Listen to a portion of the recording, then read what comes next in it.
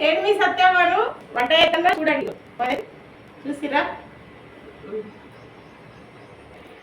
చూసిరా అండి. మాదైతే మా ఇంటి దగ్గర పచ్చకూర ఇప్పుడే తెప్పుకున్నాం చూడండి. పచ్చిమిరపకాయలు, ఒక టమాటా వేస్తున్నా, ఎల్లిగడ్డ, ఉల్లిగడ్డ. పచ్చకూరలు అయితే ఎల్లిపాయలు బాగా వేసుకోవాలి, మంచిగా ఉంటుంది. తర్వాత పప్పు అయితే ఎత్తలేదు, నిన్న మొన్న పప్పు వేసుకున్నాం కొత్త తొక్కు ఉందని. వేడి వాటర్ అయితే పెట్టుకున్నాయి. ఈ మధ్య పొయ్యి దగ్గర వీడియో పెట్టలేదు కదా, అందరు అడుగుతుర్రు వంటలు వీడియోలు పెడతలేరని. అందుకే ఈరోజు అయితే పెడుతున్నా. ఇవో చూడండి, బియ్యం కడిగి పెట్టిన. నాకైతే వేడి వాటరు, మా వారికి నా కొడుకు కొంచెం ఛాయ్. చూసిరా ఎందుకు పెట్టలే అంటే ఇక ఊకే ప్రతిరోజు చూడు బోరు కొట్టింది, వెరైటీగా వీడియోలు పెట్టాలని అవి పెట్టిన. ఈరోజైతే వంట వీడియో పెడుతున్నా చూడండి. రాత్రి అయితే పసుపులో వీడియో పెట్టినా చూసిరా, పెద్ద వీడియోలు తప్పకుండా చూడండి.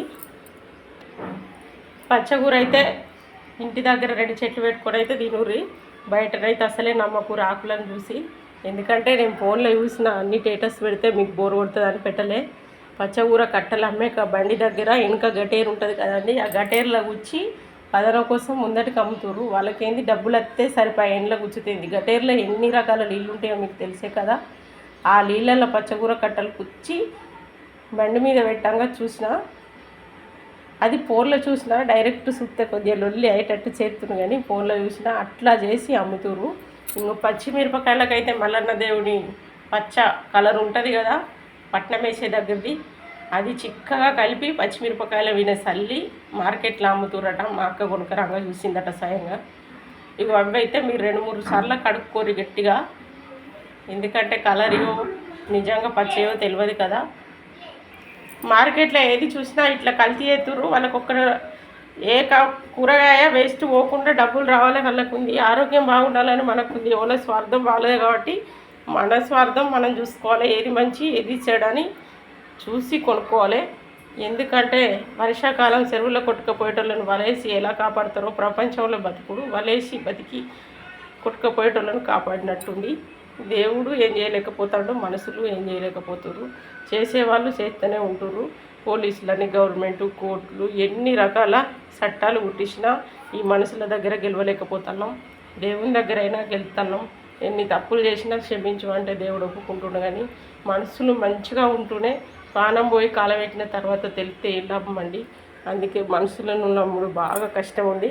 తప్పకుండా ప్రతి ఒక్క వంట వస్తువు మీరు మంచిగా చూసుకొని కొనుక్కొని ఇంటికి వచ్చినాక శ్రద్ధ తీసి కడుక్కోండి. పచ్చకూర అయితే రోడ్డు మీద పచ్చకూర అస్సలే కొనొద్దండి.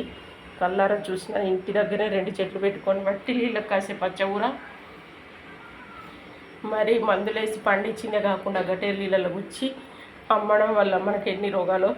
ఈ రోగాలను బట్టి మనం కొందరు మంత్రాలు చేసిర్రు అనుకుంటున్నాం, కొందరు జిస్ట్ అనుకుంటున్నాం.